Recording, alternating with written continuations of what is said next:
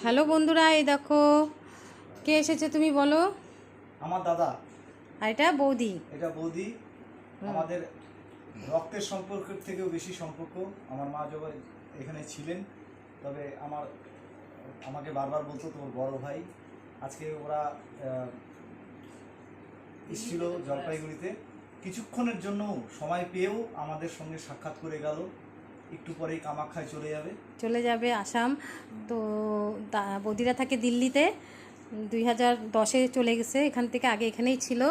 মানে আমাদের যে কি ছিল, মানে কি বলবো, মানে বলার মতন না কি যে ছিল। এখন খুব মিস করি বৌদিদেরকে, খুব মিস করি। আপন করে আমাদের এখন কেউ কাছে ডাকেও না, বৌদিদের মতন কেউ করে না। কারোর কাছে সেই ভালোবাসাটা এখনও পাই না আমরা এখানে।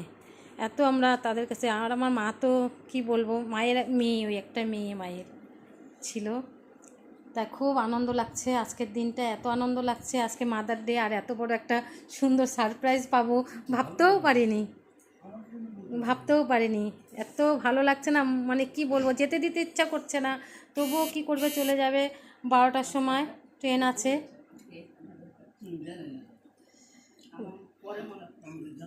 আপনজন, নিচের আপনজন। ঠিক আছে বন্ধুরা, আমরা তাহলে খাওয়া দাওয়া করি। হ্যাঁ, ঠিক আছে, দাদা খাচ্ছে এখন, ঠিক আছে। হ্যাঁ।